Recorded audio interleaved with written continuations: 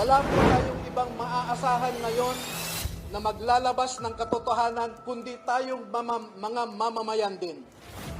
Hindi natin maaasahan ang nasa gobyerno ngayon na ilabas ang buong katotohanan na walang pinagtatakpan. Senate President Tito Soto nakatanggap di umano ng 5 malaking maleta mula kay Zaldico. Lumutang sa joint affidavit ng 18 miyembro ng Marines ang pangalan ni Senate President Tito Soto, kaugnay ng umano'y serye ng pagdi-deliver ng malalaking halaga ng pera sa pamamagitan ng mga maleta.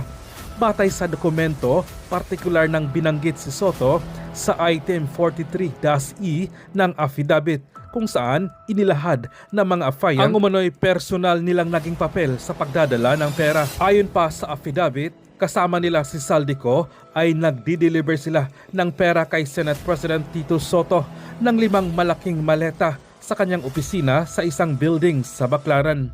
Ang affidavit ay bahagi ng mas malawak na expose ng 18 ex-Marines na nagsabing sila umano ang inutusan na maghatid ng pera sa iba't ibang opisyal ng gobyerno, kabilang na ang mga senador, kongresista at iba't ibang personalidad na may kaugnayan kay dating Ako Bicol Party List Representatives Zaldico. Ayon sa dokumento, ang mga perang dinadala ay inilalagay sa malalaking maleta, medium-size na maleta, paper bags at envelopes, at inihahatid umano sa mga opisina, bahay at eksklusibong townhouse sa Metro Manila.